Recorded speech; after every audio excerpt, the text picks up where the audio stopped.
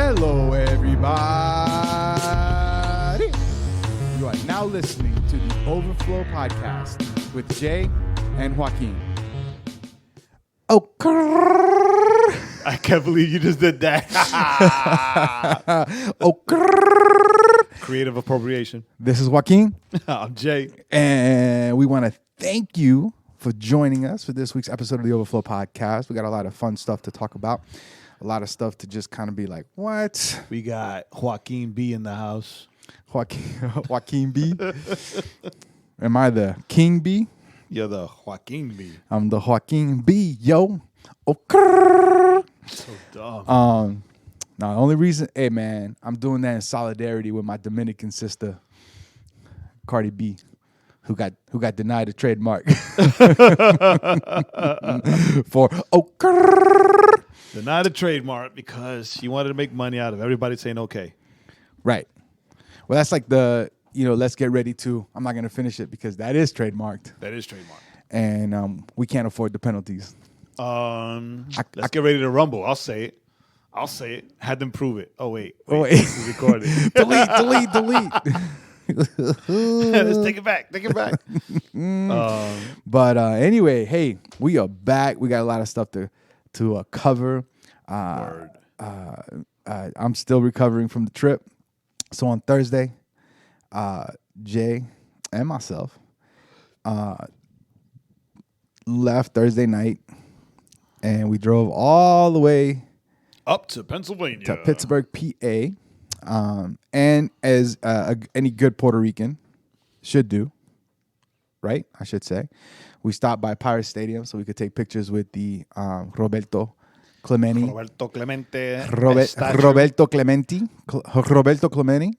statue. That's how they were saying it, right? Roberto Clemente. So we got to post those pictures up on the Insta so you guys can see the handsome statue. Not the handsome guys. We look like bird droppings compared to the statue. I wish. So I wish I looked as good as a bird dropping. Some bird droppings can be artistic. You know what I'm saying. But there was no bird droppings on him because the birds know. Mad respect. I like that he was referred to on everything. Yeah, thanks for bringing the mic back. As the great one, of course. And so everywhere right. that there was a picture of him, a statue right. on the statue, or the plaque that was on the bridge, the Roberto Clemente bridge, right? He was it was there as the great. He was known as the great one. The great one. So so we went to Pittsburgh, did that, had a Pittsburgh style pizza. That's what I'm gonna say. That's what I'm saying. Yeah, it was a Pittsburgh style pizza. It was good. It was delicious. Had a nice sweet sauce. And very doughy crust, which was pretty good. Which is funny because we passed by a pizza place at the stadium, and I was like, "Let's get some slices, Jay." He was like, "No, man, I want breakfast. I wanted breakfast. Let's go to a diner." And so we start walking to where the diner was because we've been in the car for like 10 hours. We needed to get blood flowing. And as we walk, Jay, we walk by this pizza spot, and they were open, and we walked by it, and Jay, we walked through it, and it's funny because I remember going, I'm breathing in, I'm like, man, that smells good. But I don't say nothing, right? Because Jay was like, I'm gonna have breakfast. So we walk by, and Jay stops. Yo, Jay looked like a dog, like a bird dog. They stop and they put their nose in the air and when start. That smell hit me though, man. Sniffing. I was like, yo. And Jay just looks at me and he's like, I wanted bacon and eggs. Right? He was like, I wanted bacon and eggs. I think I want pizza. We passed by that pizza spot. That smell hit me, yo. I was like, yo, I want pizza. Yo. I think we need to go get some pizza. And Joaquin's like, really? We were just next to a pizza spot. I ain't smell nothing. I wanted breakfast. And apparently that was the place to go because the delivery people were crazy busy. Leaving there with like 10, stacks, 20 boxes at a time. Stacks. Some crazy. Some people have stacks of cash. They had stacks of pies. But it was good. It was good. It was a good breakfast. It's a good bread. Listen, pizza's the perfect food. I will go to my grave. And then we're walking back because we had to walk the pizza off. Yeah. And we meet somebody. We meet a local. Natalie. who hooked us up with some vital information. So, of course, us being the non-foodies that we are, we were like, we asked this girl, we're like, hey, what's like a Pittsburgh thing? Wait. Which is funny, right? Because we're walking all slow, just chilling, taking in the view. And then it seemed like she was trying to rush past us, right? So Joaquin is like, hey, move over. Let's let her pass. I said, move over. This girl's about to run us over. And she walked right next to us, and then she slowed down to our pace. Yeah. You know why, right? Because I think she was sizing us up whether or not to mug us and trying to figure it out. And then we started having a conversation with her. Then because all we do is talk, and so we were like, yeah, yo, what's a Pittsburgh thing to eat? Right. Like, what's a for those of you who don't know, if you go to Chicago, right, it's deep dish and the Polish dogs, right? If you go to New York, it's the thin sliced pizza and the water dog. And the dirty water dog. What is it with pizza and hot dogs? I don't know. It's delicious. Right? If you go to Philly's the cheesesteak. Philly's the cheesesteak, Atlanta is grits, I guess. So anyway, right? So we're like, so what's a pizza? So she goes, oh, you need to go to this place called Permani's. I like that she was like Permani's, like a real local, because we were looking for it and we couldn't find it. I typed in sandwich with French fries, Pittsburgh. That's how I found it. So she got a Permani's. So Permani's is it's a chain. Well, it's a kind of a small chain now, but when it originally started in the 30s during the Depression. And basically, you got Italian bread, right, which is thick. Then you have whatever slice. Now, me and Jay didn't realize this, but apparently it's like whatever slices of meat you want. Right. So, I had a burger, and Jay had a pastrami. Like a true New Yorker. So then it's like the meat, and then they put coleslaw, vinegar-based coleslaw, French fries, and then whatever else you might want in it, and then the bread on top and the cheese and you eat it, and it's just one. It's like it's all in one place, and then you just eat it, and as you can hear Jay go, either he's getting dumber or that's his. It was delicious. Oh, it was so good. It was so good. It was delicious. It was so good. Not gonna front.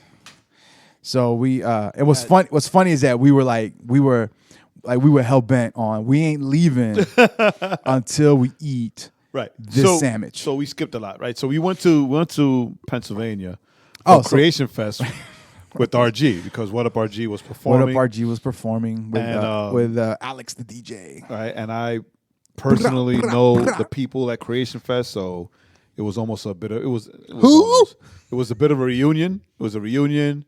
And they're supporting What Up RG, and then also like Joaquin and I, whenever we travel to do stuff. Right. It's never to just be at a concert and hang out, or just to have just fun chill. Or whatever.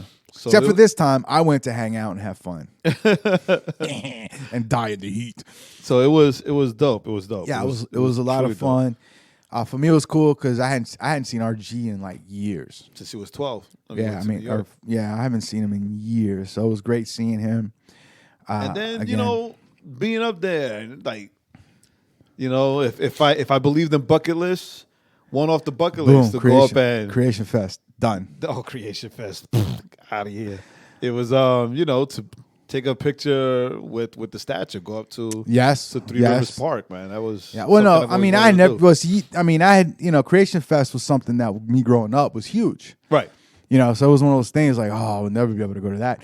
So for me and the young Joaquin, because it was so massive back in the 90s when I was growing up. So to be able to go check on Creation Fest, even if it was only for a few hours.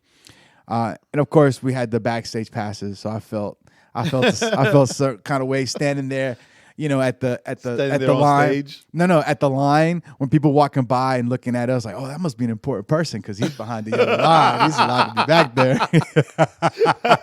Not only that, I was like, yeah, what's up? Not only that, I'm performing tonight.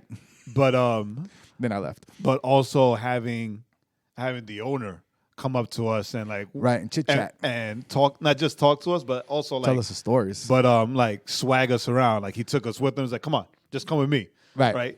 So yeah, and standing on the side of the stage, it was dope. It was a fun experience. Now I realize why I stayed friends with Jay. Because I knew eventually one day I would get to Creation Fest because of Jay. I knew this 10 years ago when I first met Jay. The Lord had spoken it. So yeah, like it. Now the only so we went and we got to meet up with T. Weiler. Word. Shout out. Who is a dude that he's known but he's not known, right? He's one of these dudes that in Christian hip hop circles, he's produced a lot of your he's favorite known. tracks. He's produced a lot of stuff. A lot of your favorite songs. He's mentored a lot of artists. So within kind of the artist circle, like outside the artist circles, he's not that necessarily that known. I knew who he was. So it was cool getting a chance to meet him and just to build with him. Super dope guy. He had his kids with him, and they were just great kids. So that was a lot of fun. That was just great. It's always fun when you get to go and you get to meet up with someone and just kind of get to build and realize that there's folks out there that are also have the same kind of vision or desires to see the same heart that you got, same right? heart, desire to see kids grow in their faith, not just in their music, and how that's number one, right? It's your faith, not your music, your faith. So that was fantastic. The only complaint, man, was that, my goodness, me and Jay got to figure out a better way to drive. Because I was such a long trip. I was gassed out. I realized I'm old. Really? I was good. I realized, no, dude, on the drive back, yeah. On the drive back, I couldn't stay awake. I couldn't get any rest. But I'm ready for the next road trip. Just let me know. just let me know when. Let me know when. So we got that going on. We did that. That was a lot of fun. That was our whole weekend. I got home when you guys dropped me off. Yeah. I was in bed within 45 minutes. Woke up like at 7:30. I slept all day. Oh wow. Because I don't have kids. I don't have no one to wake me up. Yeah, that's why I didn't text anybody that afternoon. Like when I finally got home, right, I wasn't like, all right, guys, man, I'm home. It's good kicking it with you guys. I was like, nah, I know these guys are all knocked out. I'm out. I'm like a light. I was like not a light. Me. I was the only one who couldn't go right to sleep. Nah, because Jay got two youngins and he can't knock them out. I'm not gonna front though. It was dope. It was dope opening that door. Oh, they were happy to see you. I was so happy to see me. Papi! So it was ill. That's what's up. So the next thing is the next thing. We just keep it moving. So last week we had talked about the podcasts that we're working on we're getting ready to launch here within the next few months. So with that, why don't you go ahead and announce the announcement? The announcement is what we've been working on in silence and in secret. We have officially been welcomed to the Art Soul Radio and Podcast Network, which is which is dope because which is pretty dope. It's dope for several reasons. For a lot of reasons. Number one, we didn't seek it out. Yeah. Right. Didn't even know. Right. We've didn't even know about it. Like I had heard about them, just kind of in that peripheral kind of thing.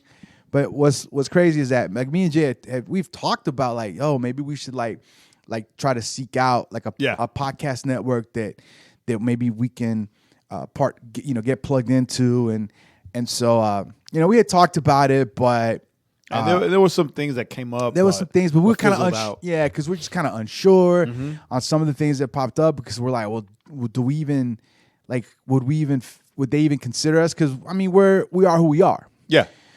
Unapologetic. And so it's not even in the fine print. It's like not even unapologetic, but I mean, we get chastised every other week. All the time. Especially by Jay's wife, Magda. Yes, you. Because she's like, I can't believe you said that. So she says that to Jay, and then Jay relays that to me. With a lot of laughing emojis. Word dizzle. But other people come at me. Some people come at me sideways, and my response is just, yo, you don't have to listen. Hey, ain't nobody come to me. I feel kind of left out. Send them my way. Like, you don't have to listen. Like, if you got a complaint, go Joaquin. That's the great thing about this great country of ours. That's right. You don't have to listen. Right? USA. That's like you're gonna get mad at us because of our opinion or our position on certain things on our podcast. Like, yo, nobody's forcing you to listen to us. Yo, you don't gotta listen to us. Oh, hey, you ain't gotta agree with, but why don't you say, hey, let me come and provide my point of view. And we'll say maybe. I don't know who these people are. So I'm just not going to be like a blanket. Let them come in. That's crazy. Yeah, not that many people are allowed into the back. That's how That's how you let the foxes into the hen house. And you got no more hens. That's how you. That's how you start missing things. That's how things start missing. Yeah, but Art Soul Radio. So they hit us up. They reached out to us, and apparently. Somebody listened to us. A couple of episodes. And don't listen to this one because we're talking about you. And they were like, yo. Hey, we like these guys. I don't know if it was these guys are funny or these guys are edgy or these guys are dumb. Like, I don't know which one it was. But I got a feeling it's more dumb than edgy, because no one's ever called me edgy. I mean, Juice all the times will call me the dad, right? He's the soccer dad. I'm the soccer dad of the group. Right, but and I'm the only one without kids. I don't know how to feel about that. But yo, whatever reason it was, we're grateful. Yes, we're grateful. The funny part was I laughed when I was told, yeah, millennials need to hear what you guys got to say. I was like, whoa. Are you sure? Are you sure? We some triggering fools. I'm triggered. I mean, we trigger ourselves sometimes. That's how. I mean, sometimes we'll say things and we're like, "Oh, I think I just triggered myself with what I just said." Because if we hear I'm triggered, like, we're those guys be like, I'll laugh. Where is it? Let me untrigger you. Yeah, like if you unplug and then replug it in, you should reboot. Right? Untrigger yourself. You need to reboot. Pew pew pew pew.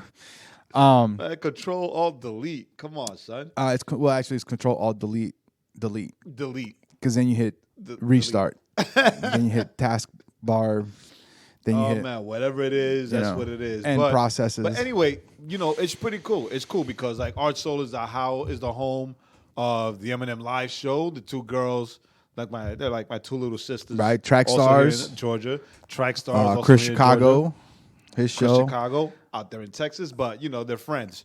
Right? A couple of other shows of folks that, honestly, I'm hope we get a chance to meet and but I'll say chop it up because upon they don't want us on their show. Upon looking, yes, we're the only Puerto Ricans. Only Puerto Ricans, right? Well, we're the only one Puerto Rican and one white Rican. Well, no, Track Stars. Like we talked to the Track Stars guys. Yeah, we've talked to them. Getting together on. They're scared though. On both our shows. Yeah, I'm calling y'all out, Track Stars. Y'all scared. I don't think they're scared as much as it was. They don't know who we are. No. I talk to Ryan all the time, but I don't think they're scared as much as it was the moment that we talked about it. I think all of this was going down. Right, so connecting with Art Soul and then also connecting with Reach Records for whatever. Right. So we gotta do that because we gotta do a show with them. So we could just that week we don't have to do anything. We just post their show, the show we did with them on our site and with them because I think it'll be fun. They might never ask us, or they might never ask me to come back again, but I think it'll be fun. Yeah. I mean, yeah. Let's. Yeah, I'm gonna hit up Ryan. So this is. I mean, we're excited about this. So we're part of a network. We're part of a network. We boom, boom, boom. Okay. Oh man! So it'll only be the Overflow podcast. Right, so the Beyond 90 Seconds, and with that being said, right, and the unnamed YouTube show, right, will still as far as we know, as far as right now, they're independent. They're part of the Overflow Podcast Network, the OP Network, OP Network, right? Ocean Pacific. That's how we show how old we are. We're gonna wear board shorts and flip flops, right? So that's just us. Yeah, that is still gonna be just us. And I mean, never know if those things take off. It'd be awesome to be able to join either the same network or different networks or do whatever. So we're excited of the possibilities, and as always, we just keep excited working. About the opportunity. Keep working. Yeah.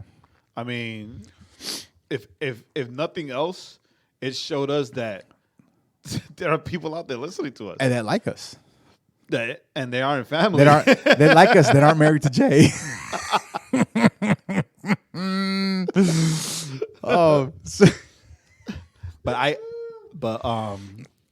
Right. I got hit up about last week's episode a lot. What was last week's episode? The clowns, sending the clowns. Yeah, about doing Christian things. Right. Hey, yo, I got hit up a lot. Like bad or good or mixed? Like good. like good, but good approval on our position. Like, yo, you guys are so right. You went in though. And I'm like, you're doing right. We went in. That's all we do. Listen, me and Jay might not be very smart. But we're really good at just. Well, you're gonna find out how good we are by going in because we're about to go in. Yo, we might lose those people that listened last week. They might tell us this week, yo, y'all are whack. And then you go to the website, you're warned, right? You're warned. We're two obnoxiously, highly opinionated Puerto Ricans. Unapologetic with what we say and do, right? So rarely will you hear us walk anything back. Right. I'll double down on stuff. Even if I'm wrong. I will double down. I get into arguments with people sometimes, and they get confused because I know I'm losing, so I just start arguing in circles. When I realize I'm done, I just start arguing in circles, and they get so frustrated. I can't, but yeah, but that's fun. Yeah, so yes, we're part of the Art Soul Podcast Network. So super excited, and we're grateful and we're honored. Now, for our listeners that have been with us for the past 3, maybe 2 years. Word. I love you. I love you. I love all of you. Nothing is changing. We're not gonna water down anything. No, if anything, we're ramping stuff up. We're not gonna like soften up, right? Nope. So yep. No. Yeah. If anything, we're gonna be like quick dry cement. Boom. Booyah. Quick dry cement milkshake. That's right in your face. Crack, crack. I don't know what any of that means. What are you doing? What is that? I don't know. I'm feeling myself. That's that deep south hood coming out. What was this? What were we saying? Oh, yeah. Like anyway. So if anything, we come in. We're gonna be coming even harder. That's all I got to say. So this week, got a couple. All right. So we're gonna go ahead and do kind of our picks this week for music and trailer, and then we'll jump into everything else. The music, the song of the week is Christafari. They dropped this a couple of weeks back. Right. They got a new song called "Medicine for the World," and they dropped a video for it, so that'll be up on the website.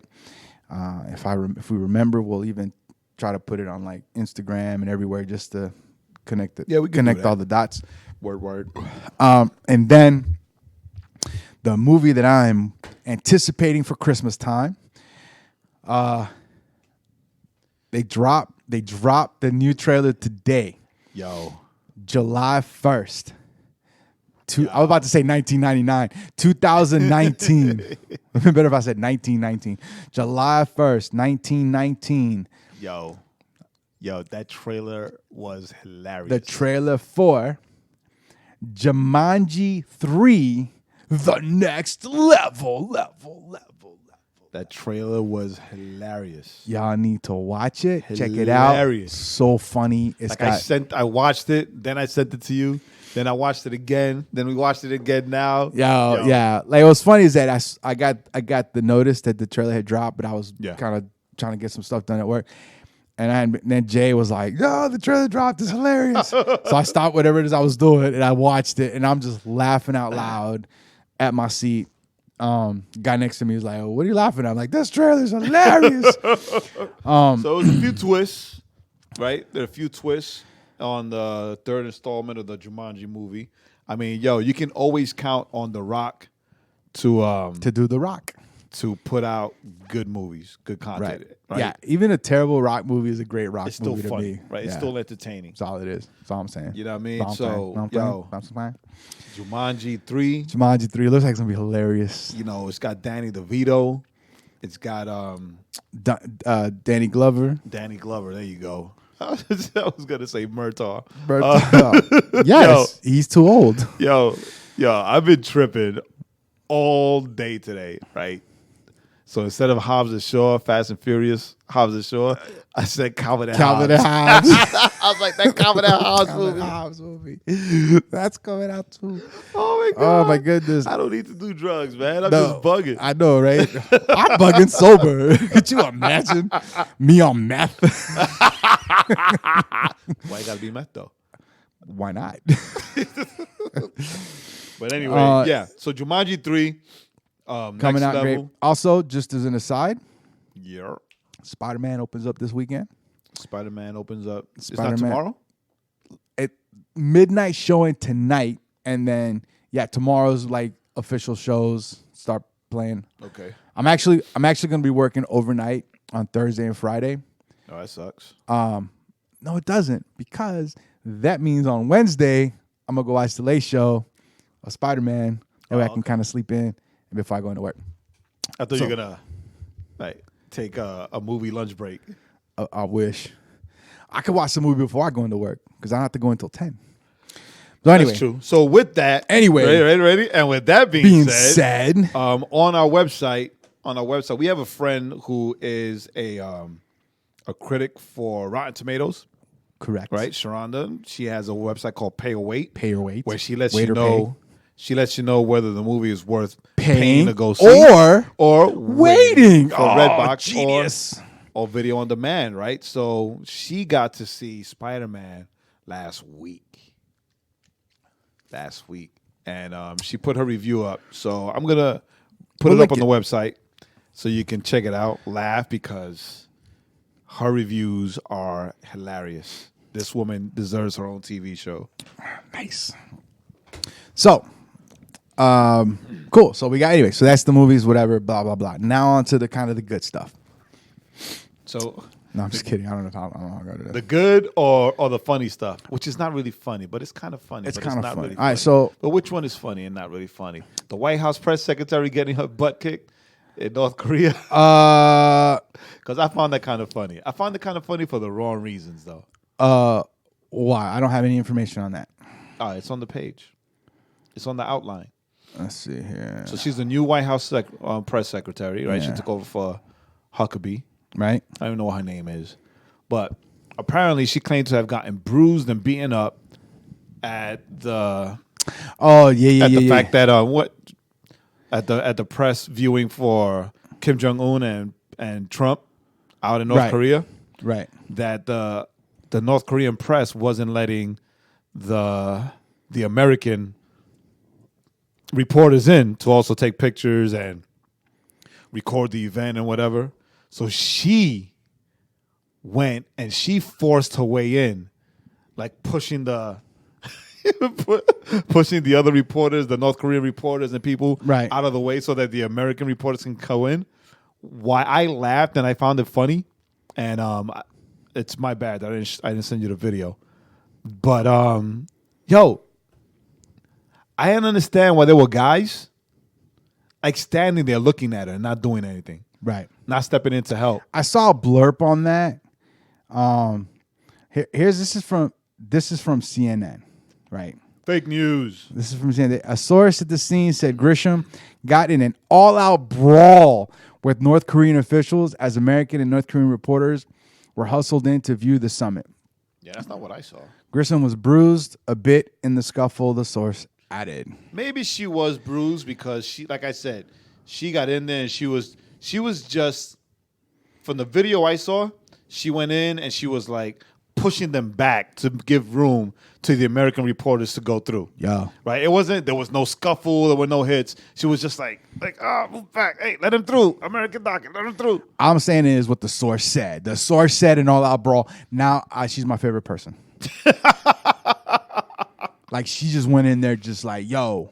Yo, but what I'm saying is like there were guys there. Yo, we letting our reporters in. And they just stayed looking. Like, they just stayed looking. Yeah, that's whack. So I don't think this is funny. I think this is amazing. New favorite person. She goes in there. Dude, she's in North Korea. She's just shoving people. She don't care because that's how we do as Americans. We just go in places and start shoving people. We don't care.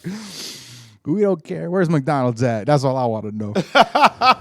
You're so stupid for that one. But yeah, where is it? Yeah, man. Got into a scuffle with North Korean officials during a chaotic scene outside of a meeting room where President Trump and North Korean leader Jong-un talked privately. That's what's up. Let's see. Here's a video. Oh yeah, she's like shoving. Oh, dude, I see the video. She is shoving folks the Americans can get through. That's what I'm talking about. It's a shoving match. Yo, I don't think about a brawl or whatever. Well, you don't see her, right? The one camera you see her shoving folks out, but then you don't see it. You don't see her again, and that's probably what she was like karate chopping fools. She was like, "What you know about this?" All right, so we got that. This fool. So the other thing that was which one do you want to hit next? There's only one more. What's that? There's only one more. Oh, so we're not going to do the appropriation thing? Oh, I forgot about that. That's also funny. Nah, I don't want to do that. All right, so we're going to skip the appropriation. I don't know. Should we do that? I mean, we got thoughts. But that's okay. Let's go ahead and since you brought this other article up, why don't you go ahead and also introduce this article? I don't want to introduce your article. That's your article to introduce. That's why I send it to you. No, so check this out. You're the one that sent it to me. Bring it up. So bring it up.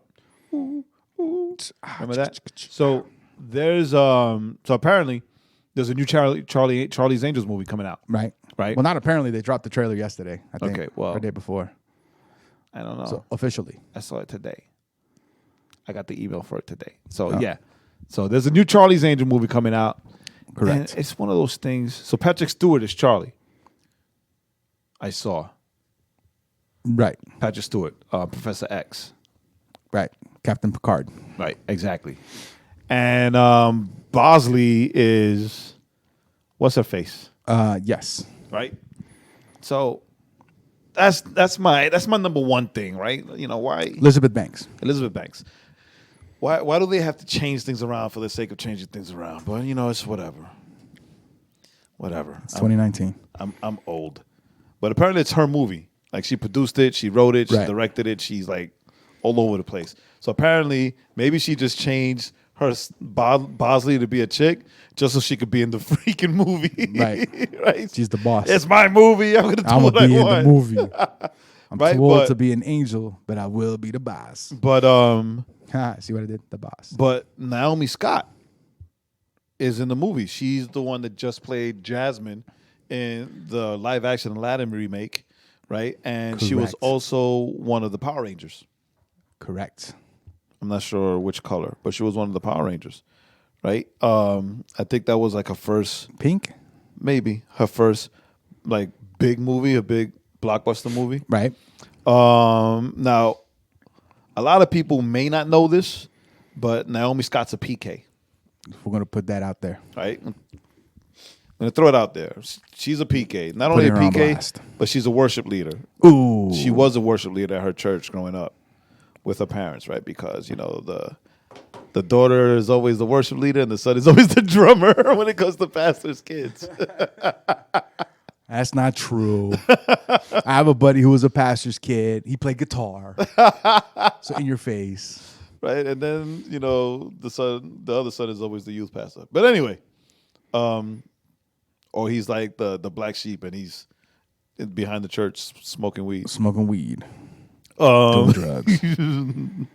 But anyway, the deacon's kids. She talks about, there's an article in Relevant where she talks about how God is still like a creative force in her life, right? Right. Like she apparently is an outspoken Christian, right? But she doesn't do the Christian rapper that's a Christian thing, right? So right. She doesn't do the Christian actress that's a Christian thing, right? Right. She is a believer. Right. Right? And that's it. Right? Right. And I think for me that's the what is it? Right? A lot of these new kids that want to be artists, correct. Well, quote unquote, not just new kids. The quotes. No, but this is the new thing. Not new kids on the block. I'm saying this is the new thing with the new kids, where they use Christian, correct, or they say that being a Christian or Christianity is a label. Right. Right. I don't think in all my years of hearing Christian rapper as a Christian, I don't think I've ever heard Christianity be used in the terms of a label before now. Right. Right. With these. Right. Correct. Because before it was about whether or not you could be whether or not your lyrics needed to have Jesus in them. That was always kind of the argument. Like, well, we can still reach people without having to say Jesus. And well, no, but you need to say Jesus because this is a ministry. So that was always the argument. Not so much, oh, this is just my label. Right. I just did air quotes for everyone. My label. Christianity is just my label. That's not anything I've ever heard before this new generation. Right? But she said this quote, and I'm a quoter. I'm a quote a quote. I'm a quote her quote. She says, God is the ultimate creative force. Growing up in the church fostered an inner spirituality that also introduced me to the concept of music having a deeper meaning. There has always been a connection between my faith and realizing that music can have a soul and purpose, which has ultimately affected the way I approach the art. Listening to soulful vocalists like Mary Mary and Kim Burrell playing the piano and leading worship has directly shaped my artistry.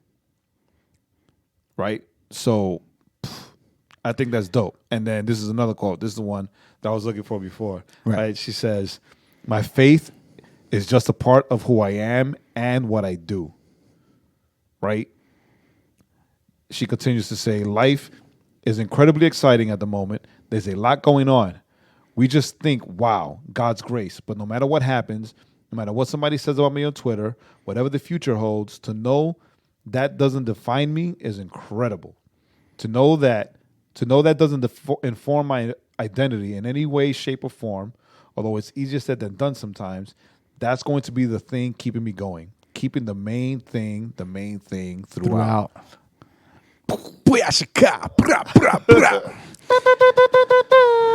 Yo. We don't need like soundboard, right? Right.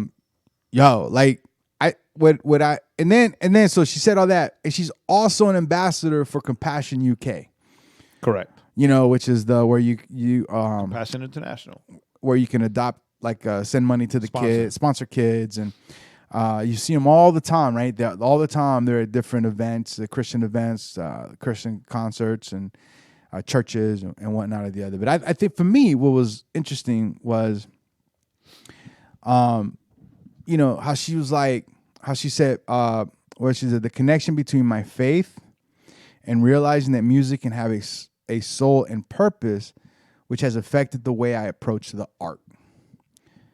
Boom. Right. So she's saying my faith is influences. My faith is a part of my art.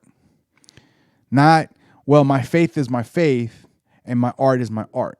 Right. Which is separate things. Right. Which is what a lot of Christians, and now we say, Christian hip hop guys, because that's just kind of the circles that we kind of tend to be running around in sometimes, a lot of times. Right. But it happens in all genres. Right. But the idea that you can, they can be separated. Yes. Or that they should be. Or that they should be separate. Oh, I'm a Christian, but that has nothing to do with my art. Which is then where you get things like, people doing and saying things in their music that you're kind of like, what?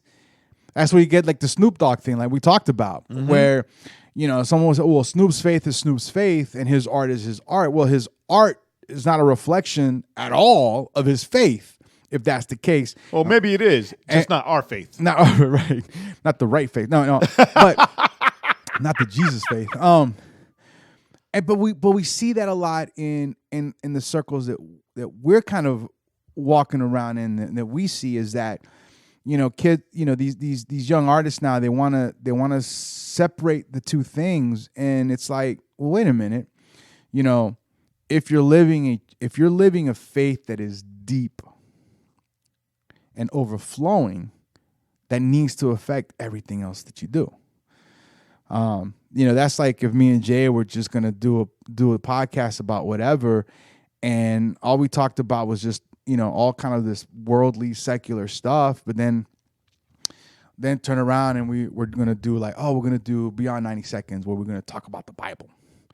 It's like, well, there's a disconnect there, right? So I think for her, she's a young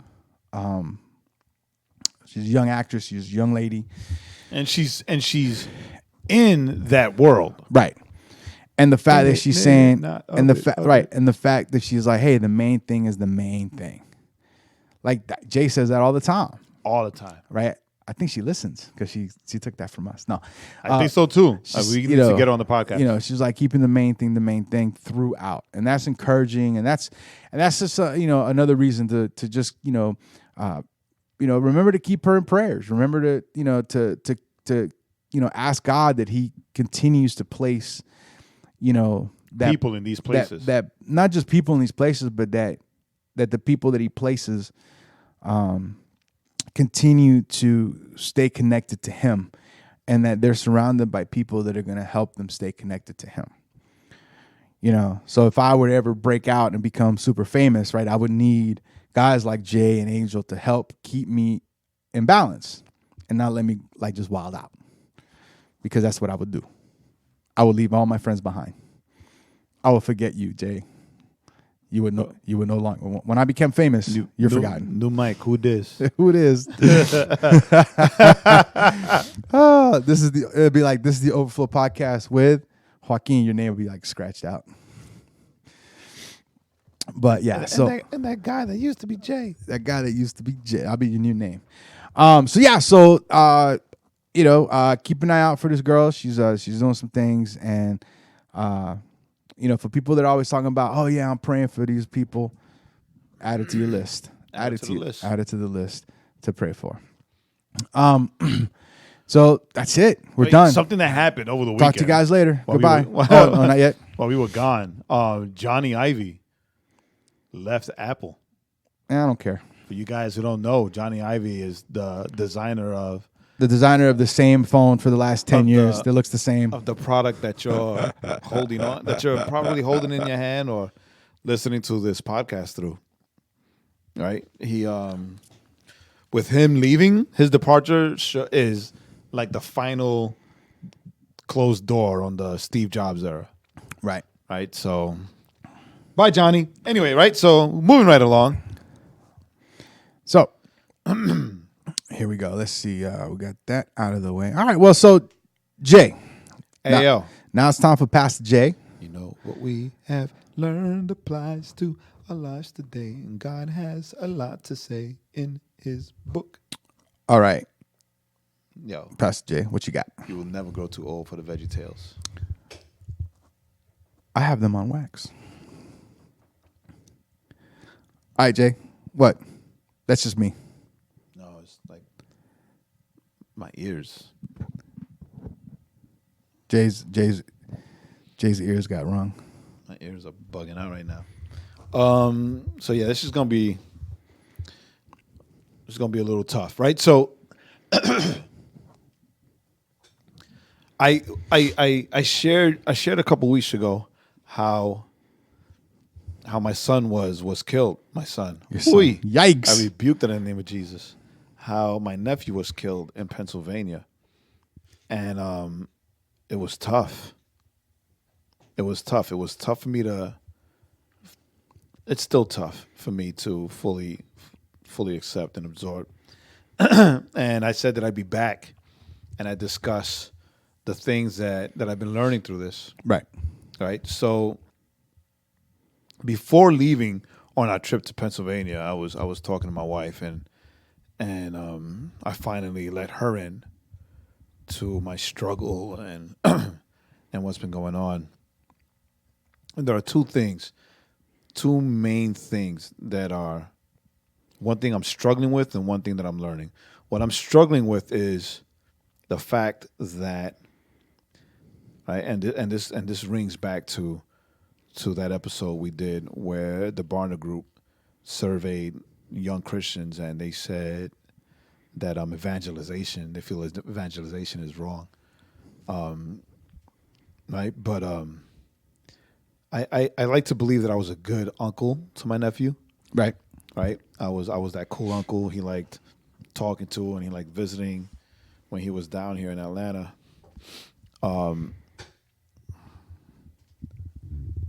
But I'm telling my wife, like, you know, not once did I talk to him about who Jesus is.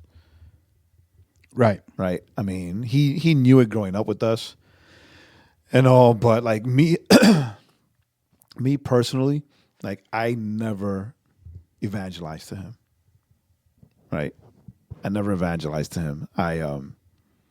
We joked around, I grilled, we cooked, we talked about music, but I never spoke to him about the realities of eternity. Right. Now, granted, my my uncle did, you know, other people have, right? But what I've been struggling with is that I'm the guy who can talk to complete strangers and lead them to Christ, right? I'm the guy who the artist known as Million, when I announced and I put on Instagram that my nephew was killed and I'm going to lay back and lay off of social media for a while. Like he offered his condolences, and he said something that shook me. He said, you know, that must be really tough. I'm sorry. I'm praying for you because you have dedicated your life to reaching young people, right? And your nephew was taken so young, right? And those things, like, that shook me to my core because it's true, right? It's true. Right. My whole ministry has been in youth or young adult ministry, right? And that messed with me. And it didn't mess with me where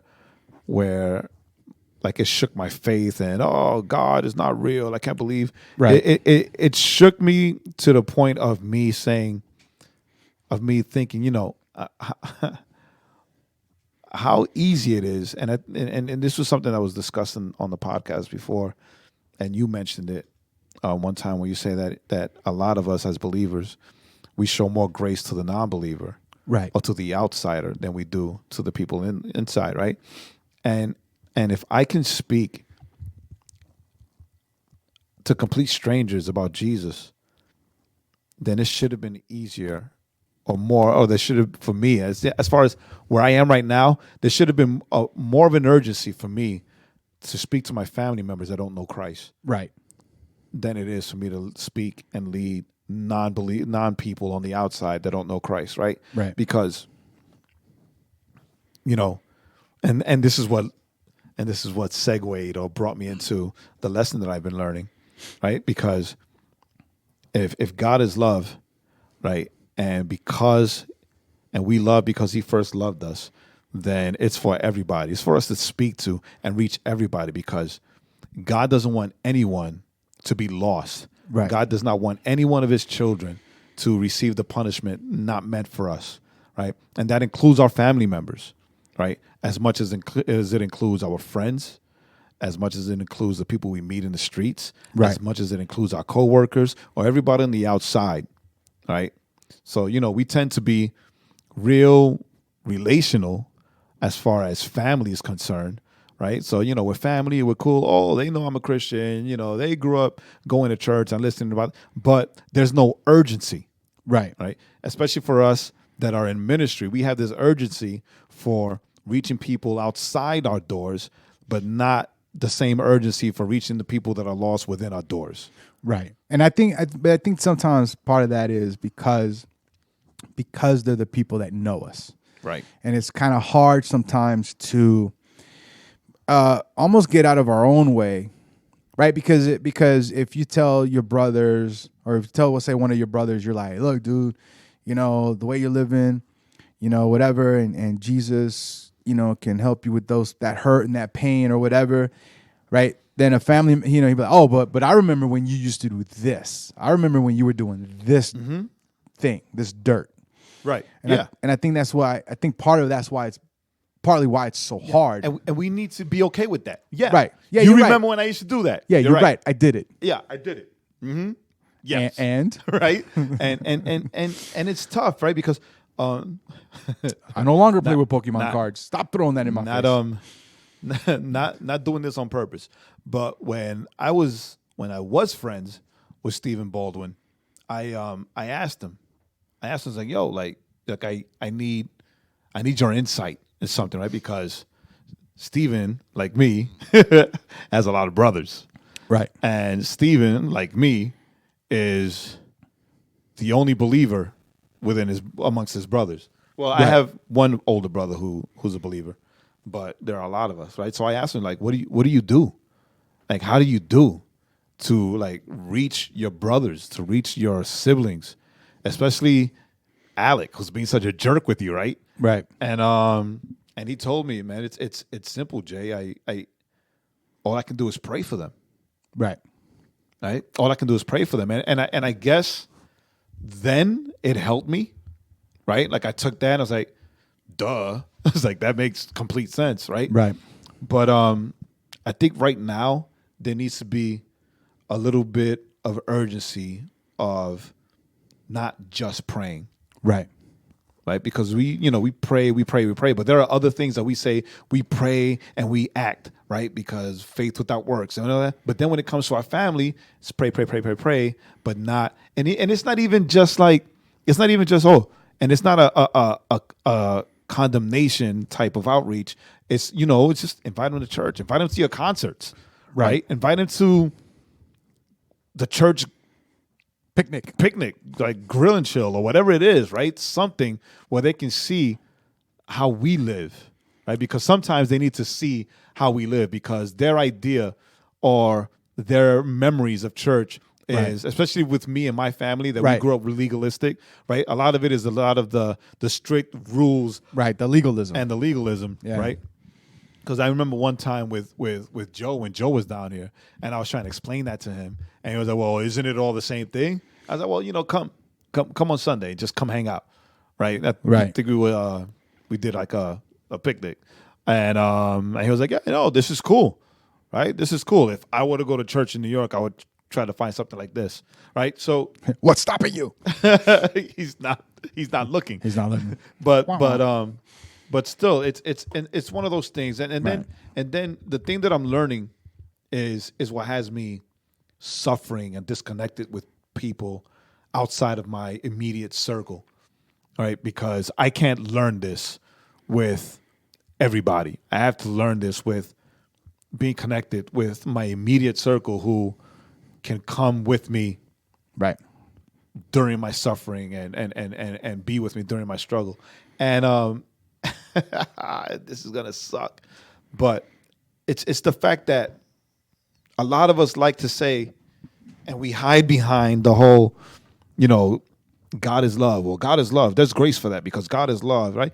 And it's easy for us to see God's love in the good. It's easiest for us to enjoy and fully envelop ourselves in God's love when things are going well, when things are working for us, or when everyone's in agreement, right?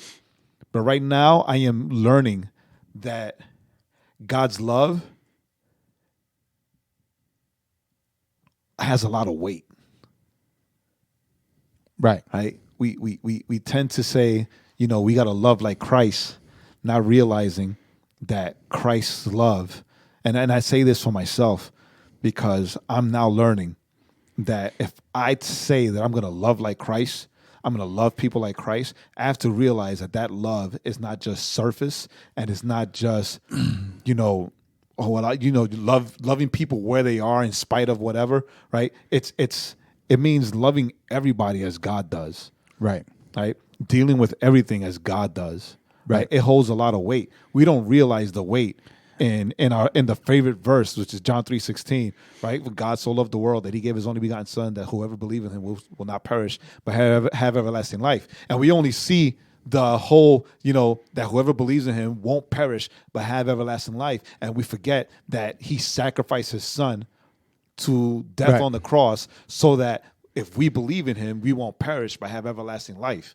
Right? God's love holds weight.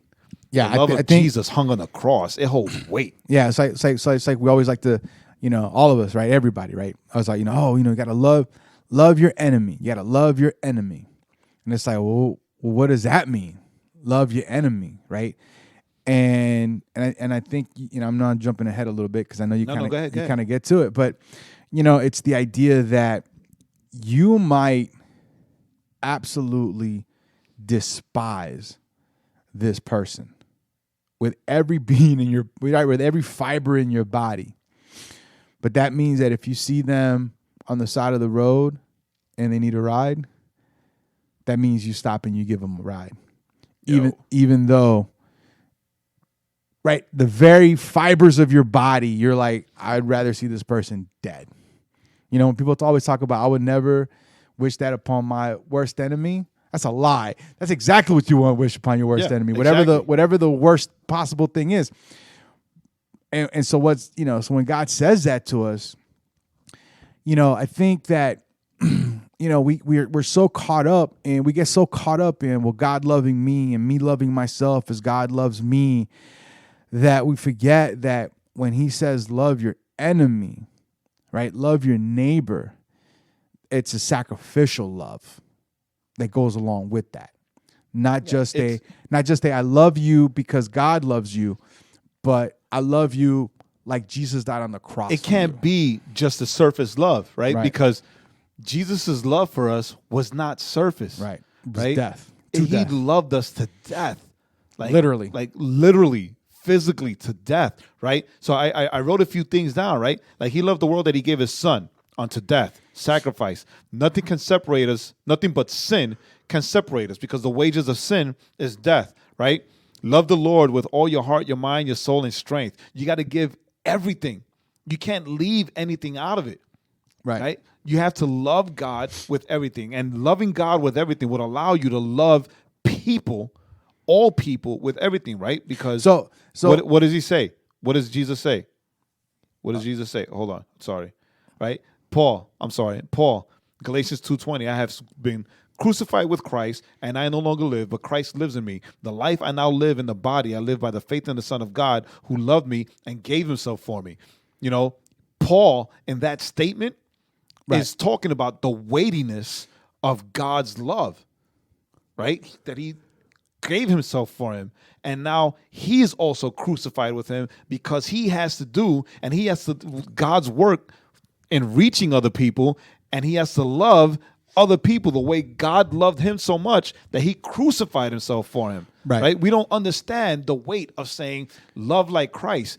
And I hate the fact that I'll be 46 years old in 2 weeks, and I just realize how cliche that has become.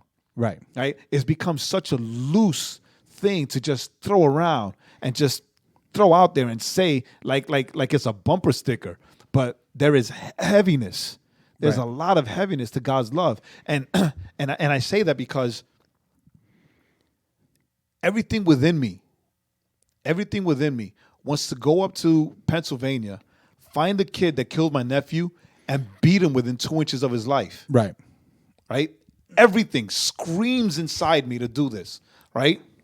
But as someone who has been given so much grace, as someone who has been loved in spite of all my sin and in spite of all my wickedness, the stuff that I have repented for and the stuff that I'm still holding on to and struggling with and dealing with God, right, compels me.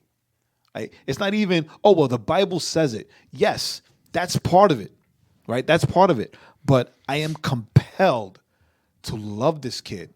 Right. Right? Not just forgive him.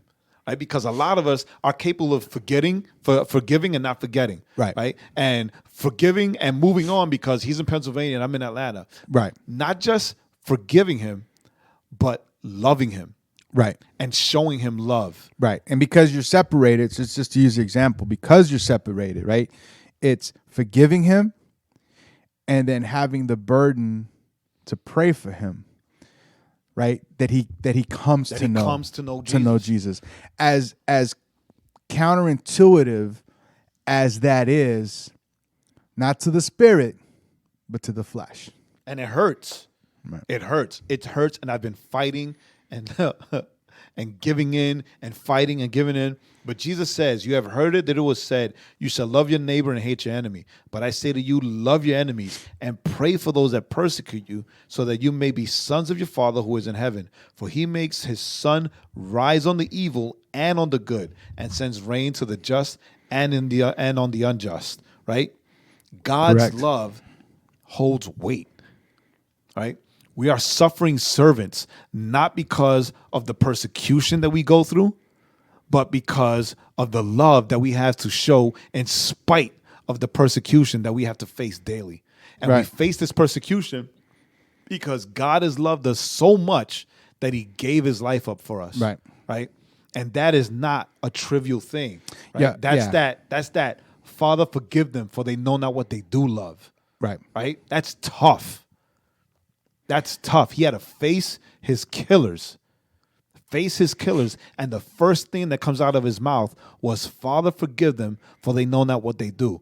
And it's like, oh my God, that's so awesome. Jesus said that. Jesus' words. Oh, he's so loving. Yo, if we love like Christ, Yep. that's that love that we need to show. Yep. Father, forgive him, for he knew not what he did. Right. That's the prayer that I got to pray every day. Father, forgive him, because he didn't know what he was doing. Right. Because Scripture says that those that are in sin are slaves to sin. A slave can only do what its master tells it to do. Right. Right. So if sin tells this kid to kill my nephew, he is only following the orders of the slave master. Because he is not set free, because he is a slave to the world and a slave to the ruler of this world. But me being set free and being freed in Christ, Father, forgive him. He doesn't know what he's doing. This knucklehead didn't know what he was doing. Right. He was just following orders of the ruler, of the slave master of this world. Right. Right. And he is also a soul set apart and a life set apart for salvation that you love and that you long to be with you for eternity. Yeah. And that's tough. And what's funny is that, just to touch real quick on this, people always like to talk about, I'm a child of God. I'm a child of God. And it's always used in the context of, right, I'm a child of God, he's going to bless me. I'm a child of God, he blesses me, which is true. Right? We go, however, even in this, it says what? Love your enemies, pray for those who persecute you, so that you may be sons of your Father.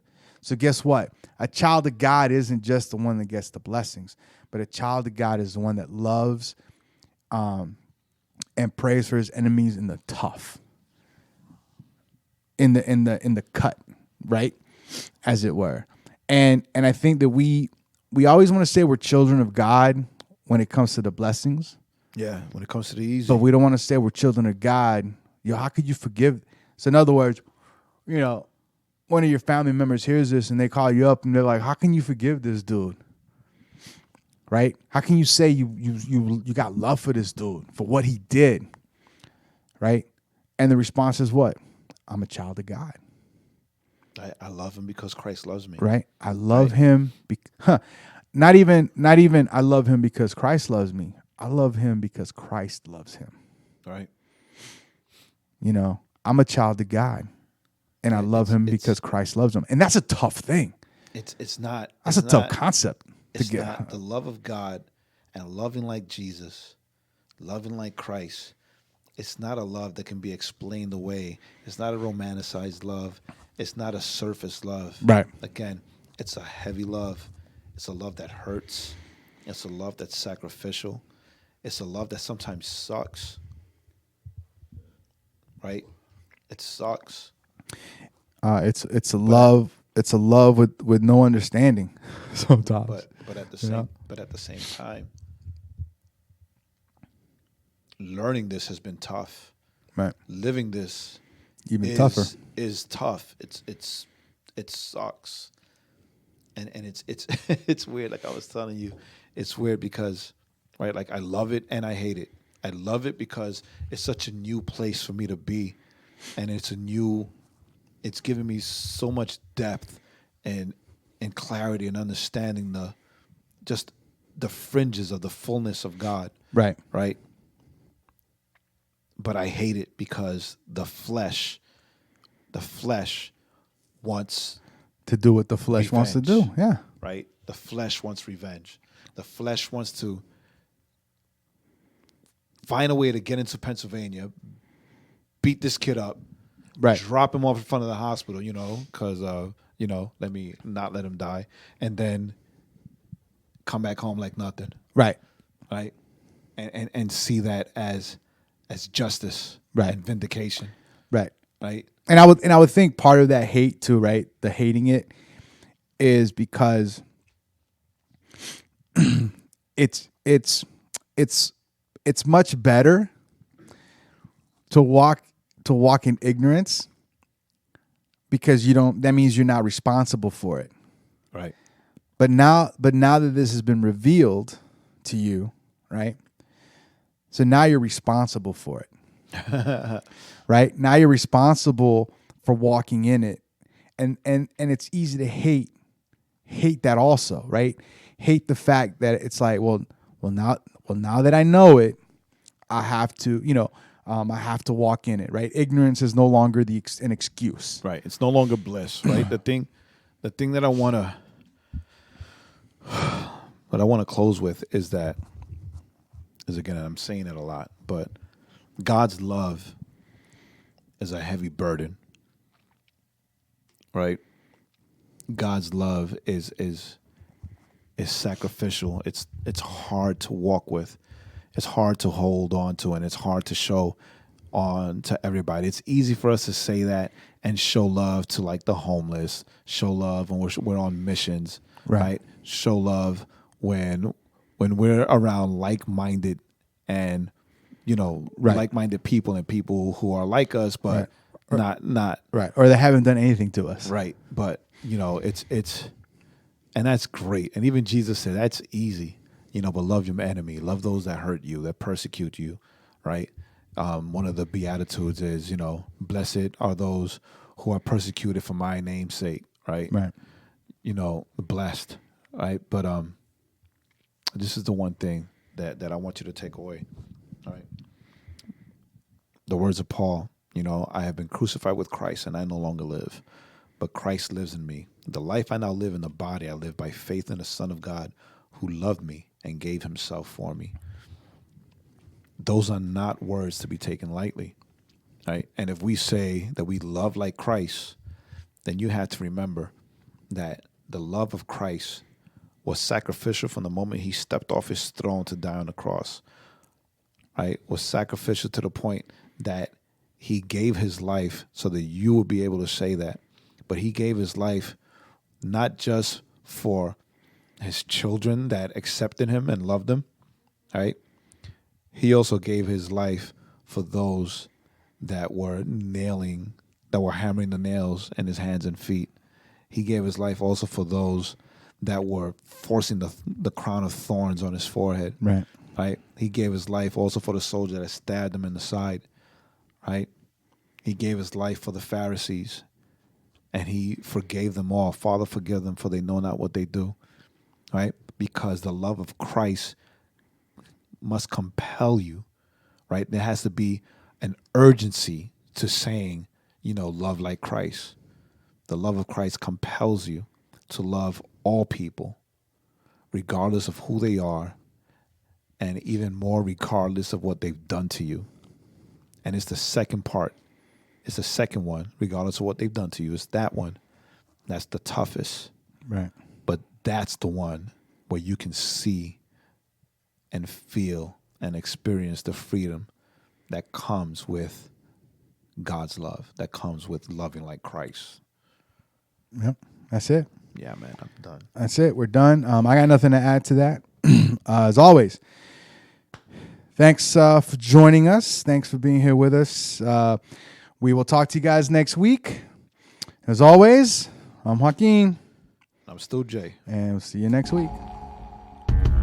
Thanks for listening. Remember to go to theoverflowpodcast.com to subscribe to the podcast on all streaming platforms and catch up on all the links of the week. And don't forget to follow our playlist on Spotify.